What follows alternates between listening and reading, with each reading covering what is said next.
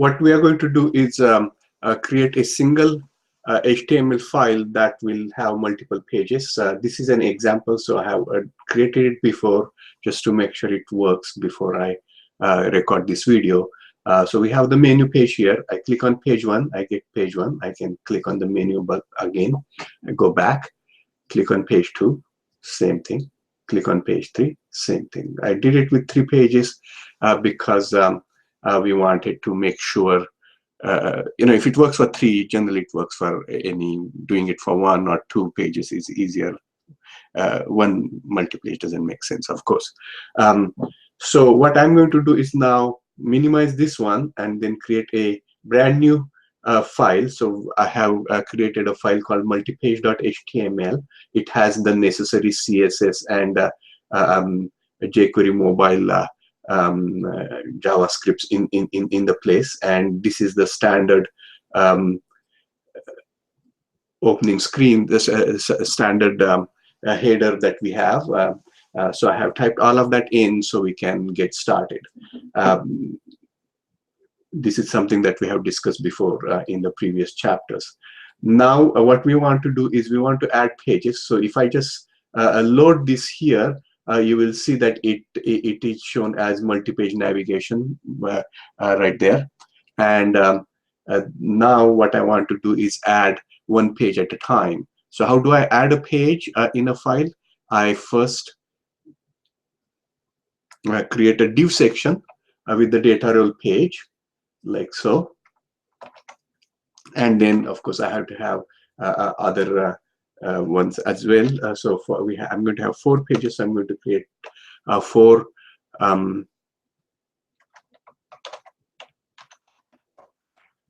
div sections, and I'm going to just type them quickly.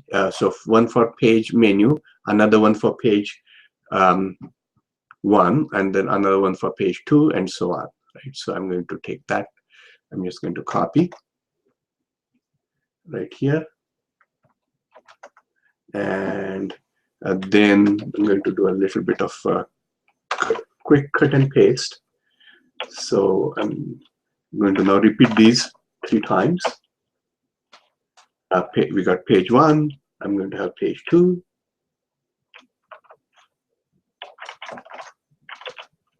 And I'm going to have page 3 right here. Okay. What we are going to do is we are going to now add 3 buttons using data role control group, div section with data role control group.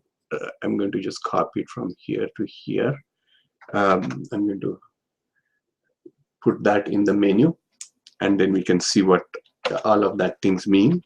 So we have a div section with data role control group, and for the first page we have a link that's page 1, and then that will be done again using the data role button. So it will appear as a button, and then it will say page 1 in there, and the same thing for page 2 and page 3. So let me just save this here, and this is the page that we are developing here. So let me just have a look at that one. Now we can see there are 3 pages, page 1, page 2, and page 3, except we don't have any way to tell if we are going to page 1, page 2, or page 3, and we don't have a menu button. So I'm just using back pages to do all of that.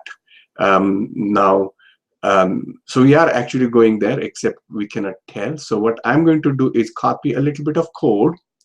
The first thing first, so we will have the header first. Let's do that for page 1.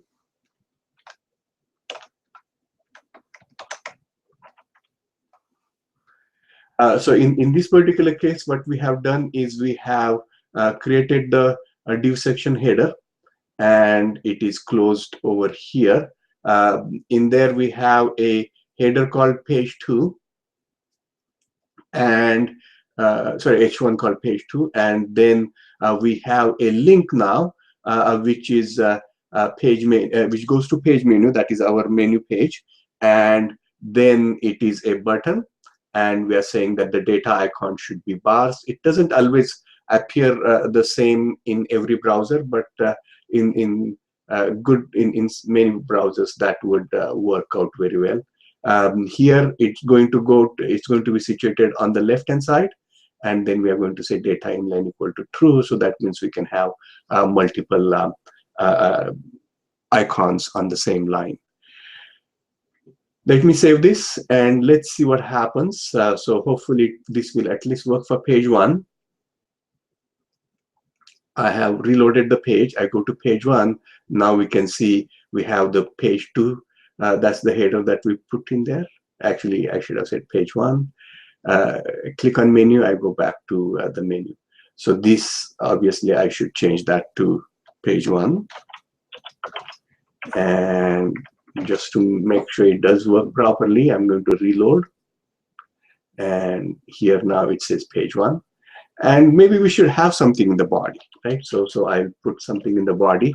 Again, this would be a div section with data role content. I'm going to type it very quickly. So let me just copy it actually from my previous attempt at this.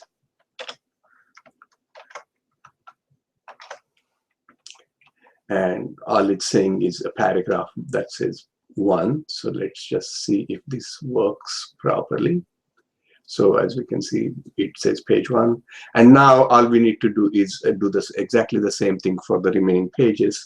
I'll just do it for the sake of completion. So I'm going to copy now. I should maybe look at the line numbers to know exactly how many to copy. So we have 8 lines that we need to copy. So I'm just going to say copy 8 lines and put it for page 2 and put the same thing for page 3. And instead of saying page 1 here, obviously it should say 3. And here again it should say 3. And for the page 2 it should say 2.